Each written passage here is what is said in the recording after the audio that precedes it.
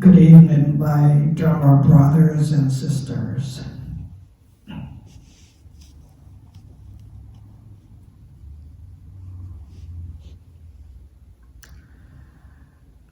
I was gonna talk on certain subject, but I changed my mind.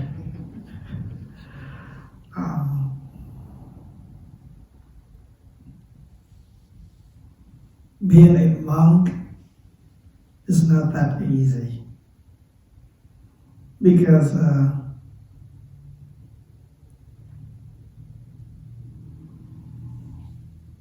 there are two more letters added in being a monk, and you become something else. You know what I mean? And a state between a monk and a monkey is so close.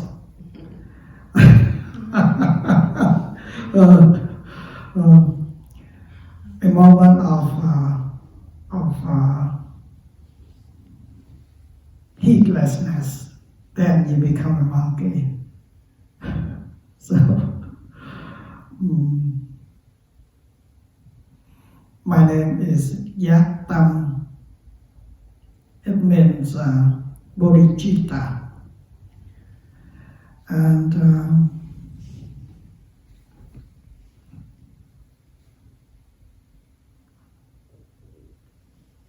strangely,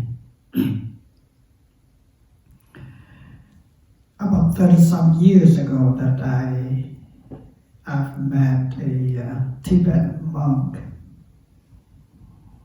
He barely spoke English. But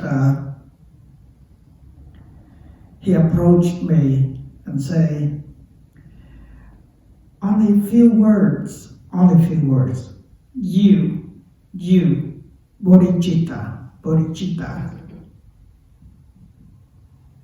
20-some years later, I got ordinated, and my Dharma preceptors gave me the name Bodhicitta, exactly what he said 20-some years ago, 30 years ago. It's kind of weird. Yeah. Well, anyway, I love my name. I love that because of let's say that we can say roughly in English is that mindful awakening. So I just love that Dharma name.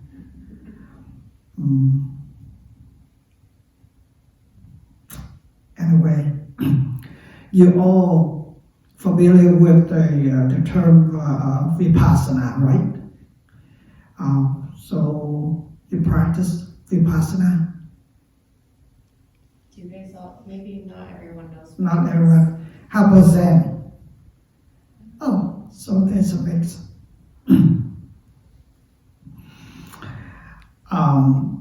There are two main streams in meditations. One is a progressive, we call vipassana. Progressive step by step, we call vipassana. And one is a direct meditation, we call Zen. Actually, from the very beginning of vipassana, if you can grasp hold of what it meant, then it's Zen right there. And if you go with Zen,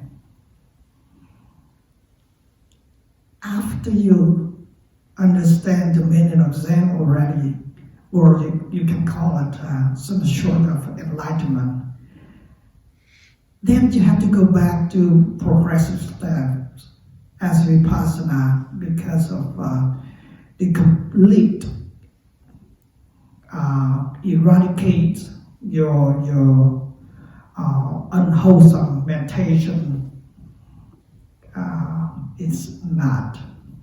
So either way, it would be okay. And during the process of meditation, if your mind is keen enough, then you can perceive where is vipassana, where is Zen. They all interconnected. So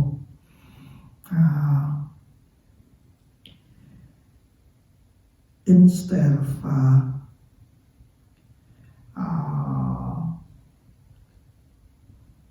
talking about the process, I would love to hear some of your experiences about the meditation, as then from there we can elaborate more into the experience.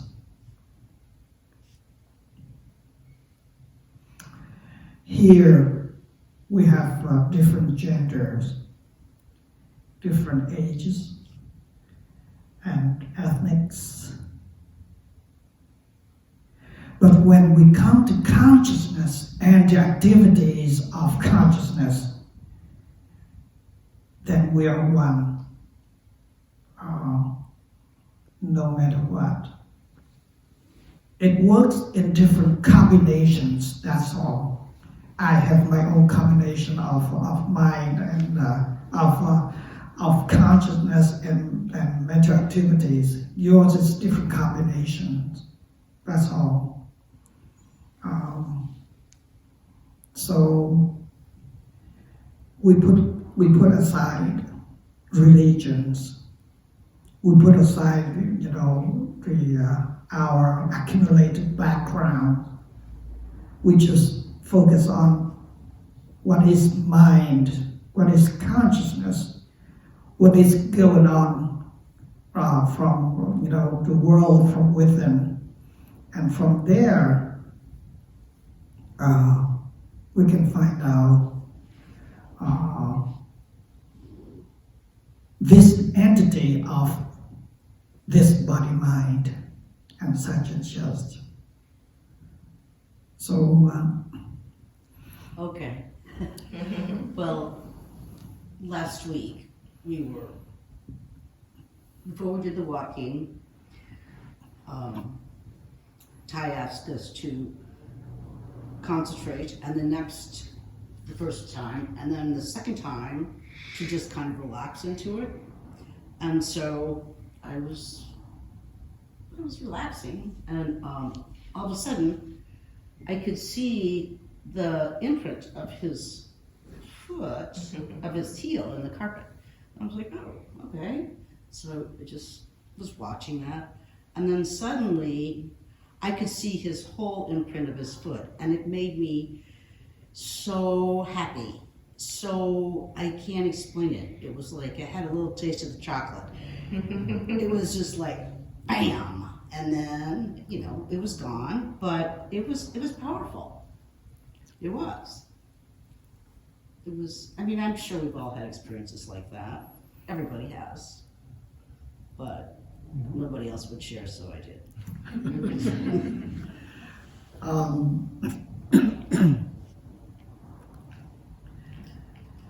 There are kinds of happiness. We call mundane happiness, which is, you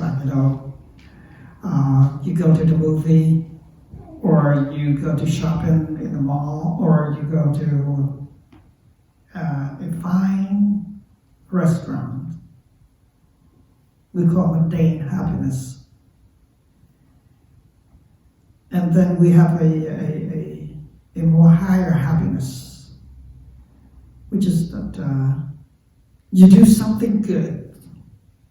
It brings about happiness from within.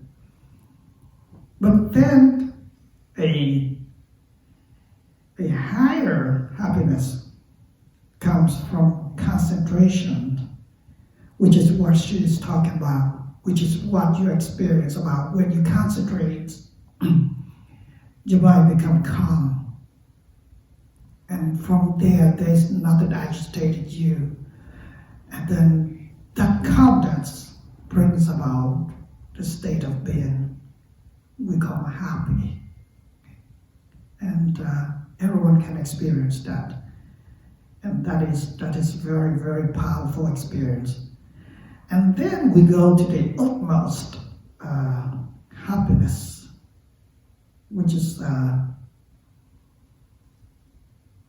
sometimes we call state of nothingness, but actually it's just the unconditional happiness, the happiness that brings about without any kind of condition. And that is the utmost happiness. So we will experience, one way or another, during the process of meditation. Something like that. Please. I loved that you gave different things that we could maybe utilize in the meditation, and you said to meditate, into the emptiness, and so that's kind of what I was focused on in mine. It was just so profound compared to meditations where maybe I chant or I use a tool. It was just so profound because I kept having to remind myself of the emptiness, a stream of thought would come and I would be so aware of how full I am of thought and me and sensation and the stories in my mind. And every time I would catch myself in that experience, I would be reminded oh yes, there's emptiness, but even that was a process of thought. So it was just a really cool cycle that I just experienced, and I thank you for that suggestion. Oh, that's great, fantastic. But use your noden. You use your noden to remind yourself. That noden is in the service for mindfulness, for emptiness, because once you remind yourself, you go back to the state of zero. You go back to, you don't go negative, you don't go positive, but you go in the neutral of zero. So right there, noden is very powerful. And some people don't like the noden, but actually try it. It just brings you back right where you are, right where the moment of here and now, the moment of openness. So it's great. But I would go into deeper experience.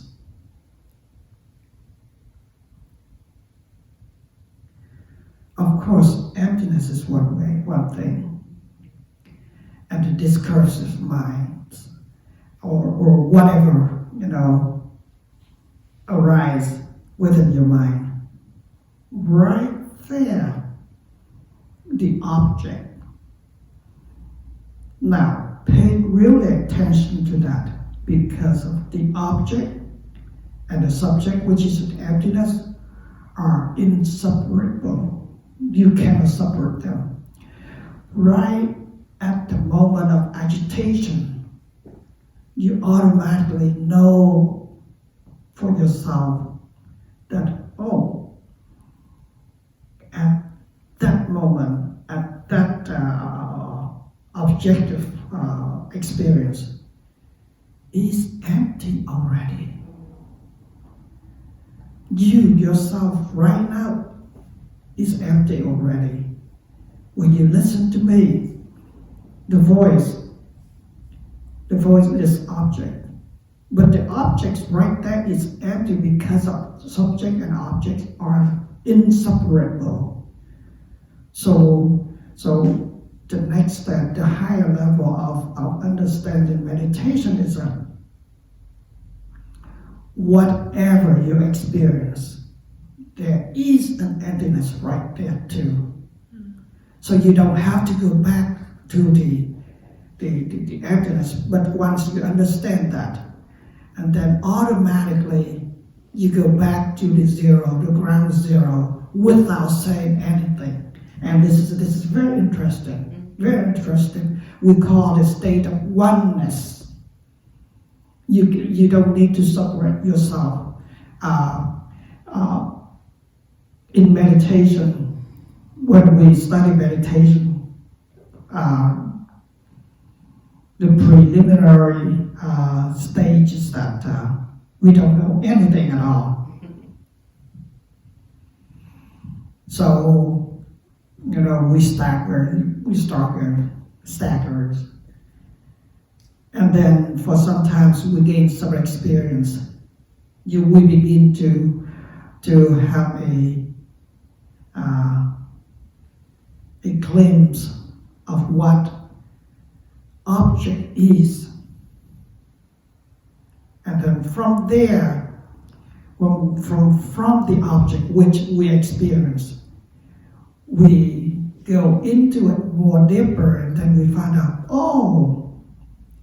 there is a knower of the object. So there is the knowing and the object. And then once you go more deeper, then you understand that the knower is something that's very special. It has a quality of nothing but just knowing. That's it. And then from this point, yogis, meditators, has a tendency that would like to dump everything, to push aside every object which is arising within the mind. Just try to be empty. But with that kind of meditation, it wears you down very quick. You become very tired because you constantly fight with the mental objects. But then, as you gain more experience, and then you don't have to push aside the object anymore. You just be with it, because being with it means everything, and everything that includes. Now you come to the stage of inclusiveness. You include everything. You don't have to be either this side or that side anymore. Whatever arises, there is a completeness of the experience already. So push yourself up a little bit right there. Thank you. I noticed that I was mostly focused on the sensations that were flowing through my body, and they weren't necessarily good sensations, like, my knees hurt, I think I ate too much for dinner, got a lot of tension in my shoulders. So I was trying to find a place of comfort, I noticed, and therefore the introspection of the part of self that moves towards comfort and away from discomfort. But from what you just shared, it's finding that instead of trying to avoid, just allowing yourself to be with those sensations is the practice, which feels like that's probably where I'm at. Okay. Sensation is a body practice in Vipassana, especially in abiding 4 foundations of mindfulness. When we practice the sensations, we will automatically experience the pain and the discomfort. But we have to understand that pain and discomfort is a natural process of the body. There's no way that one can get away with it, except that you can accept that you go in deep samadhi, which is you forget yourself, you forget this body. Have you ever heard the story of a Nepali boy that meditated for 6 months? Oh, it's a big story. Yes. We must know. It has been years ago, and science, especially scientists, they was very curious about it. So they actually came there, and then they put the camera, recorded. So if he did sit for that long, and they follow him for about a week, and then they do withdraw because of all he did was just sit there for 6 months. And when I said that when you're in deep samadhi, then you forget this kind of metabolistic body. You forget about eating, you forget about drinking, you forget about urinating or defecating. You forget about all of that because of it's the state of deep samadhi. Yeah. So what year was this? Do you know? that was a long time ago. But you can search on internet. I believe that the YouTube still have that story.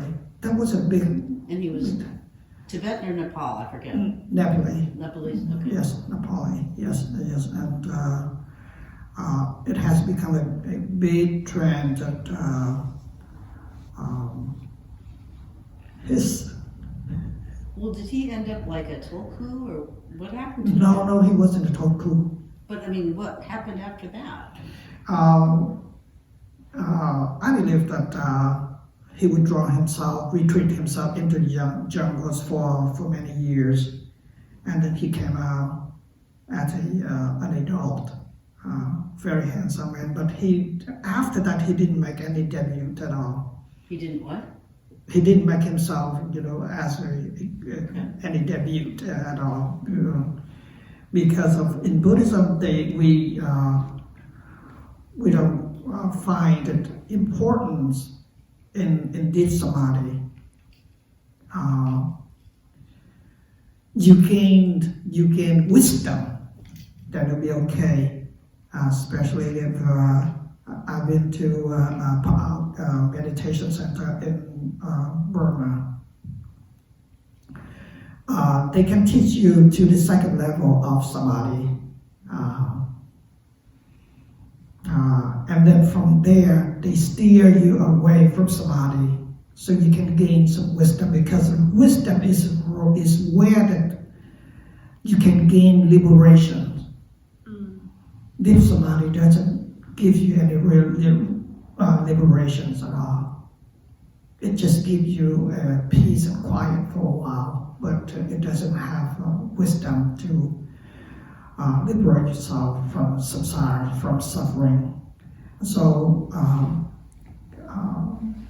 they skillfully use samadhi up to some point, and then from there they steer you into the wisdom of natural process of this body and mind, such a thing like that as well. The discomfort within the body, even that when we are in deep sleep,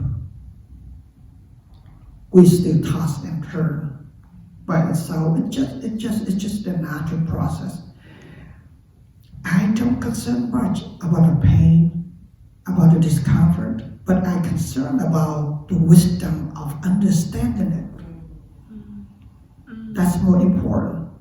So you can twist and turn during this incident. It's okay, but understanding why and how it happens, then that counts. Okay, because of let's say that over here we have 2 sessions in the morning and in the evening. Each session we sit for about an hour and a half. We cut down already. It used to be 2 hours. So when you hear that, holy cow, you guys are serious meditators. No, if compared to the chicken, when the chicken incubates on its nest for 2 weeks without moving. So if 2 hours compared to 2 weeks with the chicken, we're a piece of trash. So, but the thing is that the wisdom, understand what is going on. Yes. Emancipation is right there. Emancipation is right there. So, whatever arises from within, be mindful and understand it.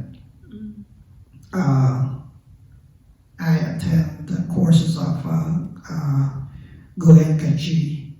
I don't know if you know Goenka. Very, very powerful meditation process, and he's great meditation teachers.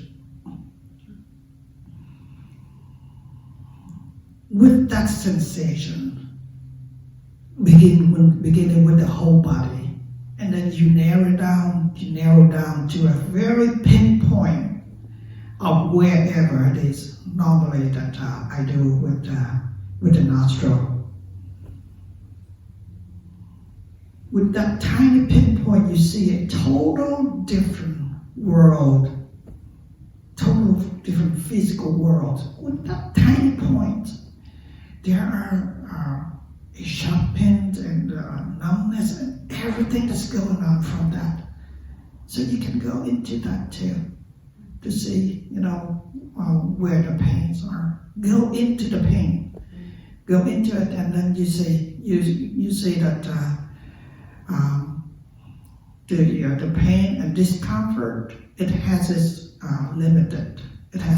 limitation. Up to some point, it's going to stay there, and then it gradually goes down, and then it's come up again, and it gradually goes down, and right there that you can fight with it. Actually, but you can sit for a long time.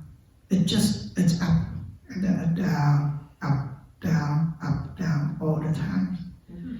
But again, I would say that you understand the process more than fighting with the pain. Yes. Thay, I came in a little late. I'm interested who the group is that's visiting and what they wish to learn. I'm sorry. Yes, I'm interested, everybody who's here tonight, what their group is, or what their education, or what the purpose of their coming is, and what they wish to learn. Oh, okay. Yeah, So, we're, I remember you from before Sure. COVID. My name is Piper. I have a yoga training. So all these guys are in training sessions, and we're practicing a lot of meditations and just a lot of time we're putting a lot of time into practice and get some experience with stuff. So I always have appreciated, before COVID, I would bring groups here, and I've always just appreciated having this opportunity to learn something. I feel like when I was exposed, I got exposed to like this little version of what meditation and yoga and mindfulness is. And so one of the things that I love is trying to explore and learn from a lot of different lifestyles and versions of practice. So we're here today to have the experience and some wisdom outside of our own little unit. Yeah. Thank you. Yeah. well, once we understand our own limitation, it's a beginning of intelligence. Because of it, without recognizing that we are limited, then there's no way that we can go further. So we see the limitation that is a stepping stone to progress forward. So, but again, if the yogis who come here regularly, sometimes they are sick and tired of hearing me talking because of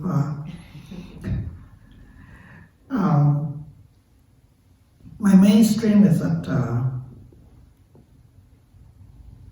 I talk a lot about consciousness, We like it. Yeah. and that's what I always, no matter what your question is, I'm going to take you back to consciousness.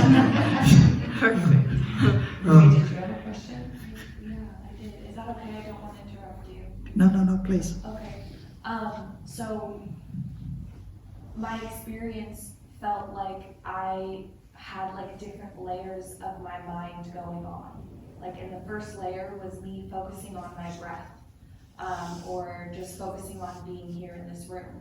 And then the second layer of my mind was like, okay, well, we gotta go get groceries. And then the third layer of my mind was like, remember that one thing that happened like 3 years ago? So it felt like all of these different thoughts in my mind were all happening at the same time. And while that's like really powerful that I have a mind that can do that, it's also really frustrating because I just want to be able to take my mind and like control it. And that was something that I especially realized when we were walking around in a circle, because I was literally telling myself, okay, step forward and breathe. And while I was saying that in my mind, I was still having all these other thoughts. Mm-hmm. And so when you talk about consciousness, like sometimes I feel like I'm too conscious of things in my mind, and I just that was my experience.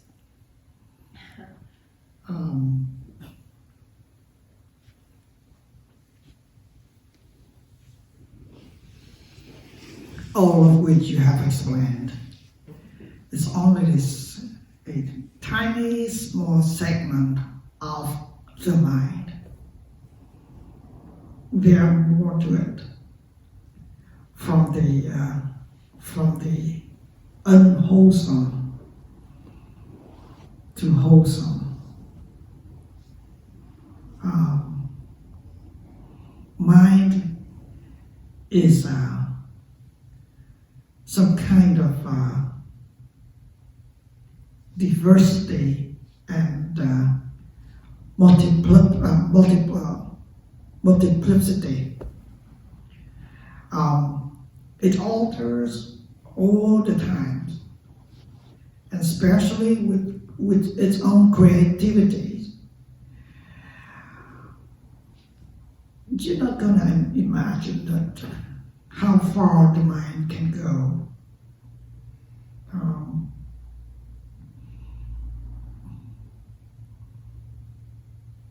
There are some, of course, that when you read the news, there are some horrible, despicable story.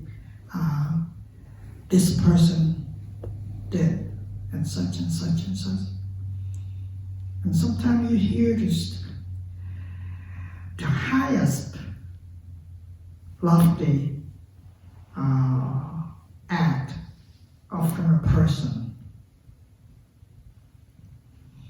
that horrified and the highest lofty act, they come from the mind. The mind that does everything. So what you explained is that it's just a small segment of the mind. There are more to it.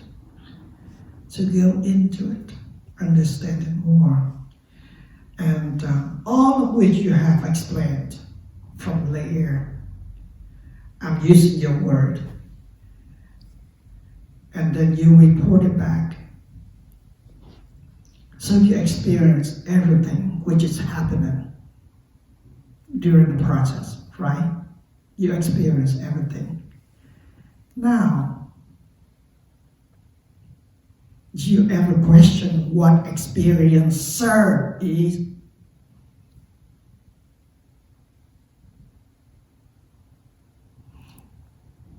The mind which you reported was experienced. And the experiencer which experienced everything which is happening. The experiencer That is the consciousness. And the consciousness is not yours. The consciousness is not mine. It's just a natural process of the universe. Imagine like this one. Each of us here is a protocol of the mind, which is appearance in space. Each of us here are not alike. We are totally different.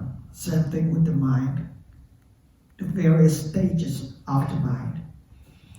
But it appears from within the space.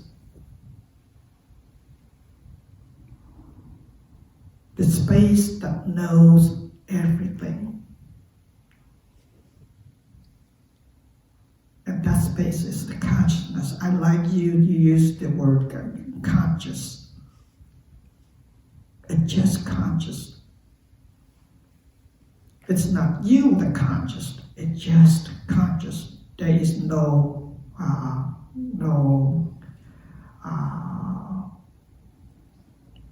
biological, metabolical entity here. It's just the process of the consciousness and the dance of the mind. That's all. But what you have reported is that you haven't missed out any activity of the mind, which is great. Looking back, you haven't. You are in control. You are mindful of what happened. Every little things that happen within the mind, and you still know it. Don't cling on the subject, the object, but be with the subject, which is the consciousness, which is the knowing. And from there, we'll rectify your perspective. So I can see that this is a great progress because you haven't missed out anything, and that is the experience. Experience of what is going on, and understand that experience is important key to unravel who we are or what we are. When we understand the what is going on within this mind and body. We go back to the ground zero again, which is where that the unconditioned happiness happens. Try that. But see that I don't see anything's wrong with it. It just if the object, then you understand the object is changeable. It varies from state to state. It varies from moment to moment to moment to moment to moment. It cannot sit still. And once we understand that, then we are not surprised. We don't suffer for what the changeability of the mind anymore. We go with the flow because of every moment of recognition, the object, there is the consciousness right there already. I hope that I can go more deeper into that. Any more question, please? Yes. Just one question, but you said that we can meditate anywhere. I think we do it a lot more than I think we contemplate. You can read something and just begin to consciousness, being more aware. oh my God, I'm doing that. I didn't even realize it. Thank you for this. Two, question, trying to transcend, detach from emotion and pain, like what you were talking about.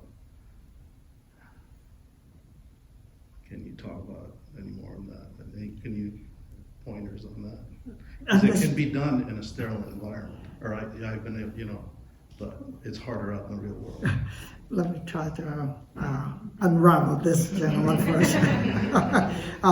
When we try to sort of transcend whatever obstacle we have, what else are we looking for other than what is happening right now? You try to alter the current experience. You try to alter what is going on from this moment, at this important moment. Don't accept it what as it is. Then that is the transcendental. Accept it as, then you are transcendent already. When once we accept it, we don't have to push it aside, because it's everything which is happening right at this moment is part of us. The reality is here and now, which is happening right now. That is realistic. That is reality. Pain, oh yes, pain, pain, pain. Happy, oh yes, happy, happy, happy. Sad, oh yes, sad, sad, sad. And pain, happy, sad, it's a mental emotion. And once we understand that this is a mental emotion, then we transcend it already. We don't have to push it aside because of the mistake. The mistake that yogis often do is that anything that I don't like it, I'm going to push it aside. And that is not a right attitude for meditation.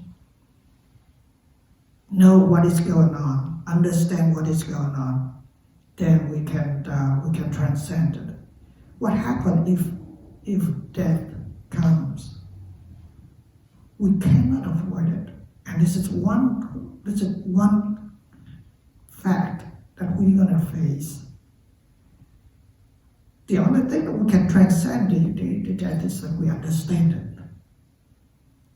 Once you understand, then I think that we get over the psychological effect.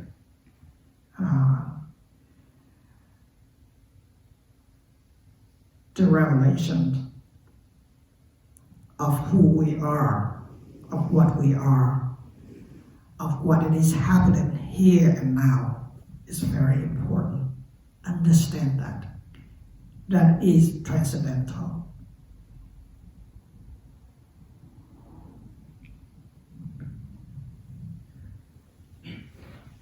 I had the same question as the gentleman, so I wanted to add my question to his before you responded to it. Oh. I was going to say, when a negative, painful emotion arises, instead of trying to push it away to make it go away, is it better to simply watch it arise and pass away with awareness and non-attachment?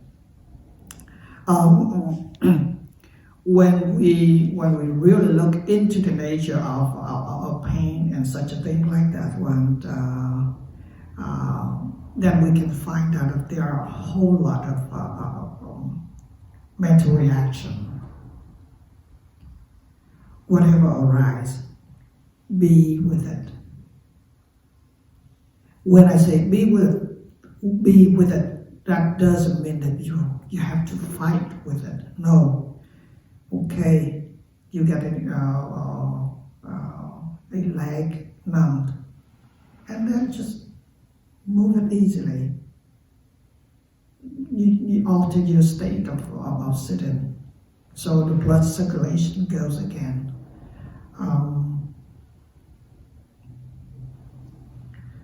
I experienced it years ago, but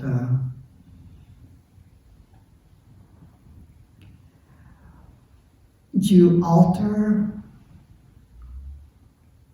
your posture without aversion. That's important. But if you alter your posture with aversion, then it's two different kind of mental states already. You move. It's okay. It doesn't matter. Understand the movement, understand the aversion, or understand the without aversion. That's important because of everything right now. We are meditation. One explanation or one definition in meditation is that you try to unravel everything which is going on. Unravel, not try to push it away. That is the right attitude in meditation. Understand what is going on, that's more important.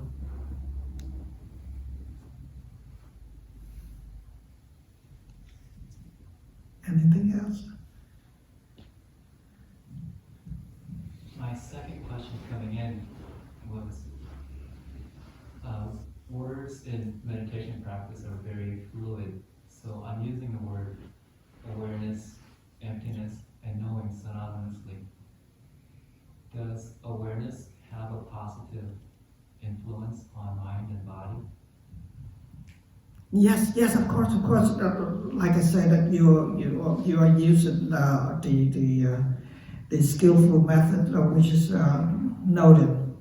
You said awareness, mindfulness, synonymously. That brings you back to the state of zero already. So which is great. It doesn't matter. You're doing great for that. But again, like I explained it earlier, that go into the nature of the object, because object and subjects are inseparable. And once you understand that, you gain a different perspective between the mental states and consciousness. I would strongly recommend that you go into the world of mindfulness to see the differences between mindfulness and mere awareness, because of it's a different, a deeper understanding in those two. That was my last question. I had two coming in, but earlier today you said mindfulness and awareness are two different states, and I was wondering if you could elaborate. Oh, like last week that Daniel was We've saying already that been through this. Daniel was saying that Like when you're listening to somebody, that's an example. yeah, when you listen to somebody without mindfulness, then it's just merely words. But with mindfulness, then you can understand what was going on, the meaning of the conversation, such and such. When we use the word mindfulness and awareness, is that right? Mindfulness and awareness synonymously, yes, that would be okay. But I would strongly go into it to see that awareness and mindfulness, and bare awareness. Let's see that, because they're two total different states. Yes. Now we are go into the world of consciousness now. The invisible dance of the mind.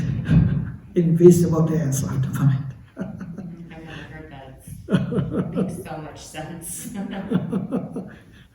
especially with those mental faculties and mental factors like intention, attention, such a thing like that one. It's very interesting, extremely interesting. Go into that. to see, because this is the revelation of this body mind. Okay.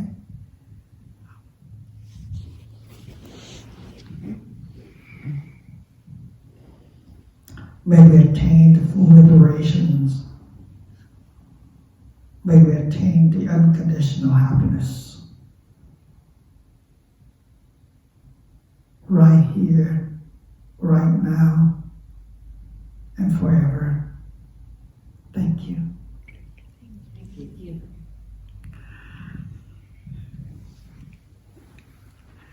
Okay.